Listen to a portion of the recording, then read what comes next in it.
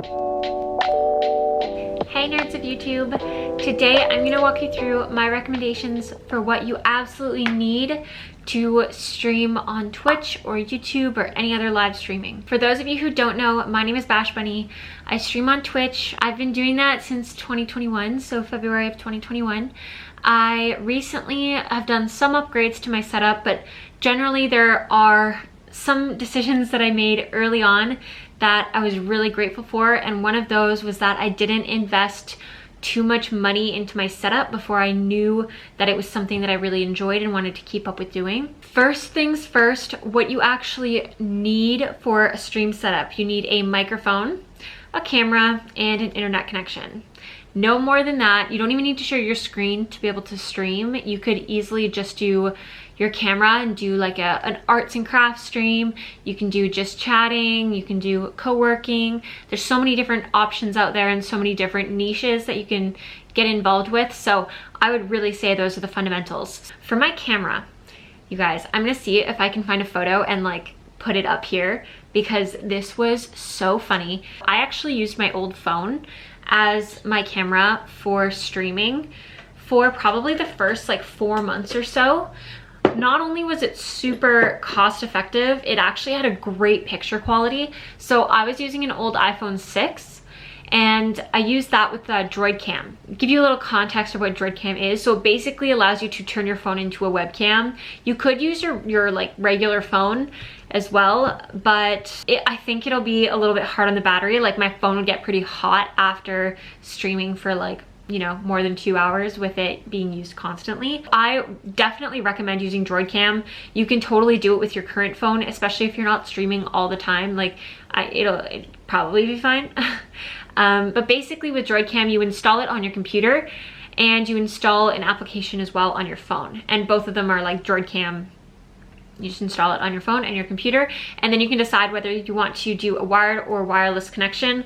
I recommend wired because it means that basically it's going to have a more stable connection. Also, it's going to be charging your phone while you're using it, so you don't have to worry about it running out of battery.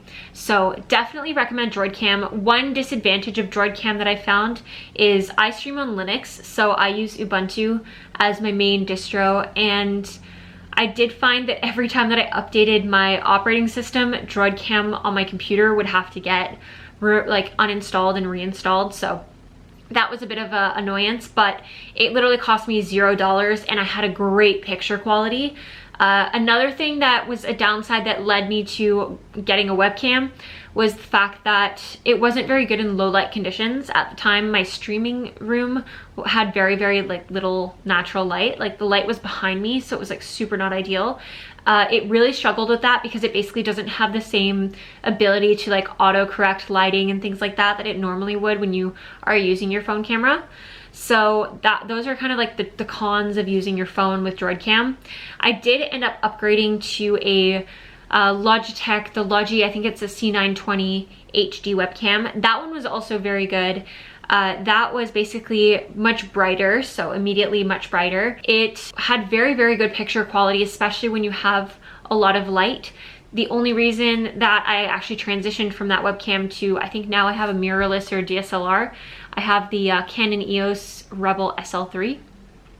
I just recently changed that. I wanted my stream to be a little bit more professional. I'm now filming more videos and stuff like that at my setup, so I just wanted to like do that upgrade. That was a significant cost difference. So in terms of pricing, Droid Cam was free. The webcam I think was around $100. The Canon camera was $900 plus tax. And then also I had to buy a Elgato Cam Link. So all in all, it ended up being about $1,200 Canadian for the really nice camera setup. So that's cameras. Cameras are super important. If you stream without a face cam, you will get less viewers. You will get less people rating you. I'm just gonna put that out there. I only rate people that have a face cam. It's way more engaging. If you want to grow on Twitch, you need a camera. Number 2, let's talk about microphones. I am using the newer NW8000 USB microphone. Honestly, I don't really worry too much about my audio. My audio is fine. It works well enough. I've had no complaints about it. The only thing now is that the cable where it joins in with the microphone is like starting to get loose, and that sometimes causes issues, but I'm not really much of an audiophile, so I don't really notice these things too much. But honestly, I got this microphone for I think like $75 on Amazon, and it has been completely fine the whole time. Apple devices tend to have pretty good built-in microphones as well. So if you are using like an old iPhone to stream as like a webcam, or if you're streaming off a MacBook, honestly, I've used the built-in microphone on my Mac a lot of times for stream and never had any issues with it. If it's sunny, okay, I don't like to wear sunglasses. I like to be shielded in the shade. This is how I walk around in life, okay? This is it. This is it. There's no harm in just like trying it out and seeing what works, especially if you are just getting started with streaming. I have found in particular that Apple devices have stood out for me in terms of like the build quality. If you want to minimize the spending, try the built-in first. The headset mics are generally not very good, so I would actually probably try like a built-in microphone before a headset microphone. Audio quality is also very good. A lot of people are just gonna be like listening to you in the background, so you don't want it to be like painful. Number 3, internet connection. Okay, for internet connection, I definitely #1 recommend that you use a wired internet connection. If I was in a situation where I didn't have like an Ethernet port near my machine, another option is that you can also get a power line adapter. So I had this in my previous, like a while back, I was using a power line adapter for streaming, and that actually worked way better than my Wi-Fi. It was much more stable, and it didn't have the limitations of basically having to be near an Ethernet port. So that might be something that is a good match for you depending on what your setup is. I super recommend it though. I think those are run for about $200. So basically what that is you plug one end into your modem, and then it basically allows you to carry the like Ethernet connection through the existing wiring in your house or apartment or whatever. I definitely recommend that if you're looking to stream more regularly, but you know, you want your setup in a specific spot, and you just, the hardware connections being a struggle for you.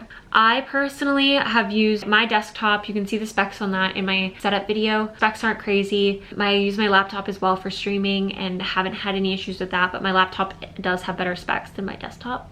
It doesn't really take too much, especially depending on the content that you want to do. You don't have to do anything crazy.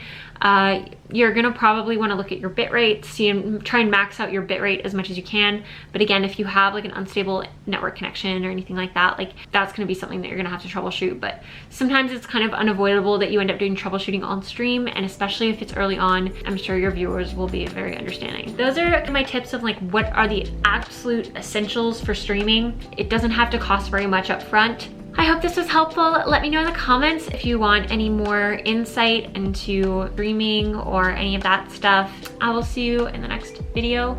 Okay, bye.